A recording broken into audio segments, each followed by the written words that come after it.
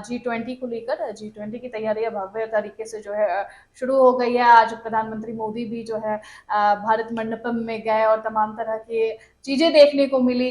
काफी सारी तैयारियां चल रही हैं, उसमें कौन आया कौन गया, अभी तमाम लोग के आने की उम्मीद है और तमाम लोग जो है आज आए भी। और सबसे ज्यादा चर्चा हो रही है चीन की। चीन के राष्ट्रपति शी जिनपिंग के न आने की चर्चा, ये कितना लाभकारी है और कितना ये हानिकारक है इनका आना, इस पर जो है तमाम चर्चाएं हो रही है और कहा जा रहा है कि उनके न आने से फायदा ही है। हाँ, इस तरह के मतलब एक आकलन किया जा रहा है कि उनके ना आने से जो है वो ज्यादा फायदा है, नुकसान कम है। उसके पीछे के कई रीजंस हैं, वो देखने पड़ेंगे। लेकिन सिर्फ शी जिनपिंग नहीं आ रहे हैं ऐसा नहीं है, व्लादिमीर पुतिन भी नहीं आ रहे हैं, उसके जो है तो ये है। हालांकि देखिए, पुतिन के नहीं आने का एक बहुत बड़ा कारण यह है कि जो अभी यूक्रेन के साथ जो वॉर हो रहा है, तो उसमें जो है अमेरिका और नाटो देशों ने सब कहीं ना कहीं उसके खिलाफ हैं। तो वो अभी भी कहीं भी देश से बाहर जो है, खासतौर से अमेरिका के साथ कोई मंच जो है शेयर नहीं करना चाह रहे हैं। ये एक बड़ी चीज है। इसलिए भी वो नहीं आए हैं। और चाइना के साथ की दिक्कत यह है कि देखिए, अब कहने के लिए बहुत सारी बातें कही जा रही है कि चूंकि उनकी आर्थिक स्थिति खराब है और उनका जो है लगातार जो है कहा जाए कि अब जो जीडीपी 3% पे आया हुआ है, तो इसलिए जो है वो, और खासतौर से भारत में अभी जिस तरह से उन्होंने अपना नक्शा जारी करके जो है अरुणाचल प्रदेश को अपना हिस्सा बताया है, तो ऐसे कंडीशन में अब वो यहाँ आना और उस यहाँ पे आने के बाद किस तरीके का रिएक्शन होगा, शायद इससे बचने के लिए जो है इन्होंने आने से मना कर दिया है। और उनकी जगह पे जो वहाँ के प्रधानमंत्री हैं, ली कुछ करके कुछ नाम है, तो वो आ रहे हैं। अब देखिए यहाँ पे क्या है कि दरअसल जो G20 का जो सम्मेलन हो रहा है, ये हर साल होता है और हर साल कई मुद्दे होते हैं जिसपे बात होती है। अभी कहा जा रहा है, एक उम्मीद जो जताई जा रही है कि इसमें ग्लोबल वार्मिंग को लेकर भी काफी चर्चाएं होंगी। और जो ग्लोबल वार्मिंग को लेकर जो चर्चा होगी, तो उसमें जो है खास तौर से ये हो रहा है कि जो फॉसिल फ्यूल होता है जी, फॉसिल फ्यूल का मतलब है पेट्रोल, कोयला और प्राकृतिक गैस जो होते हैं, सभी टाइप की गैस की बात जो ईंधन है, इन ईंधनों का प्रयोग जो खासतौर से जो ऐसी चीजें जो उत्सर्जन ज्यादा कर दे, धुआं ज्यादा छोड़िए, कार्बन डाइऑक्साइड ज्यादा छोड़िए, उनको छोड़ के हम अल्टरनेट एनर्जी की ओर जाएं, जिससे कि हमारा ग्लोबल वार्मिंग जो है वो कम हो पाए। तो इस पर बहुत समय से हो रही है। पिछले बार भी जब हुआ था, इनकी मीटिंग हुई थी, तो क्या होता है कि जब तक आम सहमति नहीं बनती है तब तक जो है इस पे फैसले नहीं लिए जा सकते, तो बार बार जो है रुक जाता है। और पिछली बार भी जो चाइना इसके प्रति आपत्ति जता चुका है। अभी क्या है कि ग्लोबल वार्मिंग में कोई भी डिसीजन लेने के लिए जो है 3 देश जो है सबसे ज्यादा जो है प्रॉब्लम करते हैं। एक चाइना, दूसरा रशिया और तीसरा है सऊदी अरेबिया। उसका कारण क्या है कि देखिए, चाइना के पास सबसे ज्यादा कोयला है, तो वो अपना कोयला, अगर कोयला पे आप प्रतिबंध लगाते हैं तो क्या, एक तो उनकी एनर्जी खत्म होगी, दूसरा जो वो निर्यात करते हैं वो बंद हो जाएगा। दूसरा जो है वो रशिया है। रशिया में पेट्रोलियम सबसे आज भी इंडिया ले ही रहा है, कोयला भी सबसे ज्यादा है। तीसरा है सऊदी अरेबिया। तो सऊदी अरेबिया तो अपने आप को, तेल का तो सबको पता है कि वो उसकी पूरी इकोनॉमी ही उसी पे डिपेंड है। तो ऐसे कंडीशन में अगर हम इस पे कोई प्रतिबंध लगाएं या हम इस पे कमी करने की कोशिश करते हैं, कोई भी फैसला जिसमें पूरे विश्व की जो है एक सहमति बने, तो उससे तो इनकी आर्थिक स्थिति और खराब हो जाएगी। तो ये जो है सबसे बड़ी समस्या है। इसी के कारण से इस पे जो है ये लोग जो है हमेशा से जब भी कोई इस तरह का फैसला लिया जाता है, हाँ, बैकफुट पे नहीं, जो अगर प्रस्ताव पारित करना है तो उसके अगेंस्ट में वोटिंग कर देंगे। अब जैसे ही प्रस्ताव अगेंस्ट में वोटिंग किए तो प्रस्ताव वहीं पे खत्म हो जाता है। क्योंकि भाई आप ग्रुप में आप कहेंगे आप हमारी बात नहीं मानेंगे, तो भाई हम इस ग्रुप को ही तोड़ देंगे। तो इस कारण से चीजें पास नहीं होती है।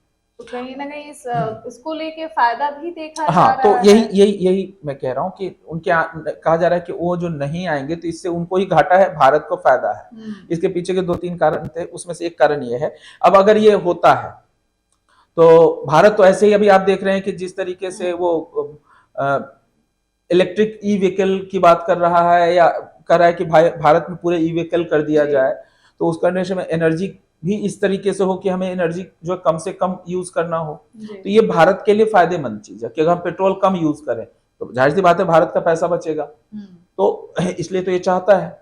दूसरा क्या है, अगर वो नहीं आ रहे हैं, प्रधानमंत्री आ रहे हैं, ठीक है, और प्रतिनिधि तो है ही, विरोध तो कर ही सकते हैं, लेकिन संभावना ये जताई जा रही है कि इस मुद्दे पे कहीं ना कहीं हो सकता है कि यहाँ पे इसे पास करा लिया जाए, हाँ, थोड़ा प्रेशर डाल के, क्योंकि अब यहाँ रशिया भी नहीं आ रहा है, वो भी अपने चाइना प्रतिनिधि वगैरह। को ही भेज रहे हैं। हम्म, तो ऐसे कंडीशन में कई बार जो होता है, तो ये उम्मीद जताई जा रही है। ऐसा होगा कि नहीं होगा अभी कहना ये देखने मुश्किल है, वाली बात है। क्योंकि इससे पहले जो है अभी एक तमिलनाडु में ही हुआ था, 130 देशों का, चेन्नई में 130 देशों का जो 130 बातों पे सहमति बनी थी, ये जो G20 के तहत जो है ना, लेकिन वहां पे भी यही बात हुई और जो है ये फैसला नहीं हो पाया था। ठीक है। तो इसलिए जो है उम्मीद जताई जा रही है कि अगर इस बार होता है तो पास हो जाएगा। अब रही रूस की भी थोड़ी सी मैं बता दूं कि रूस के साथ जो है ये जो यूक्रेन के साथ वॉर हो रहा था, इसको लेके भी कई प्रस्ताव पास होने की संभावना है।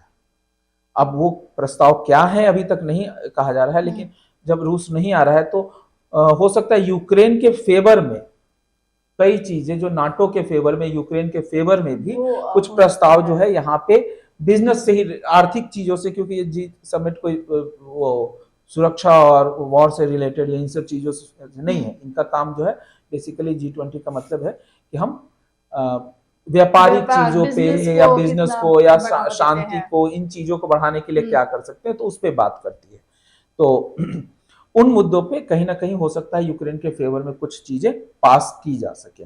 हालांकि इससे बहुत ज्यादा भारत और रशिया के संबंधों पे कोई असर नहीं पड़ने वाला, क्योंकि भारत जो है हमेशा से दोनों के बीच में रहा है और ये आर्थिक चीजों से जुड़ा हुआ है, तो इसलिए भारत के साथ रशिया का कोई संबंध पे इम्पैक्ट नहीं पड़ेगा।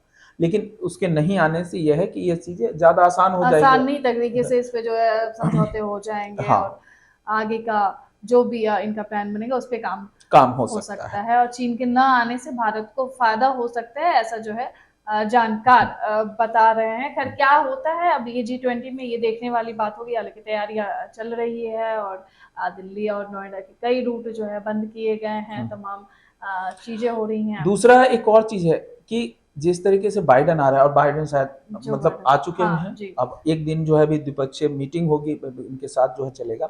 इसमें एक चीज है कि जब प्रधानमंत्री मोदी अभी जब अमेरिका गए थे तो वहां पे एक जो चीज हुई है खास तौर से कि अब भारत भी जो है वो जेट इंजन बना पाएगा।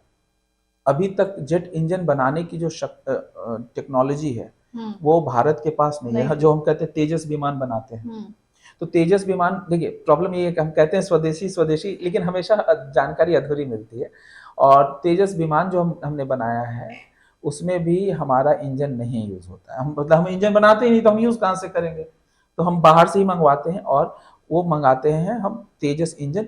GE कंपनी है, GE के बल्ब आपने सुने होंगे, इलेक्ट्रिक बल्ब आते हैं, GE के बहुत सारे इलेक्ट्रॉनिक्स इक्विपमेंट्स आते हैं, तो वही कंपनी है जो प्लेन के ये बनाती है, प्लेन का इंजन बनाती है।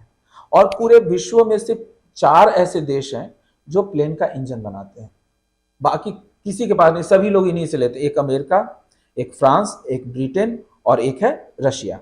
तो ये सिर्फ 4 देशों के पास ही ये टेक्नोलॉजी है, इसके अलावा किसी के पास नहीं।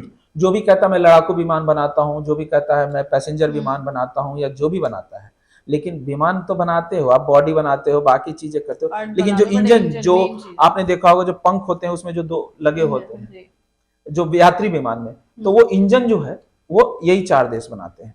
जो लड़ाकू विमान होते हैं उसमें जो इंजन लगता है वो अंदर में ही रहता है, तो वो भी जो है वो इन्हीं देशों से लिए जाते हैं। आप लड़ाकू विमान कहें कि आप तेजस हम बनाते हैं, HAL बनाती है, लेकिन वो भी हम इंजन एक्सपोर्ट करते थे, पहले इंपोर्ट करते थे। तो अब कहा जा रहा है, और उसमें GE का इंजन लगता है तेजस विमान में। अब कहा जा रहा है कि ये चीज के लिए वो लोग राजी हो गए हैं।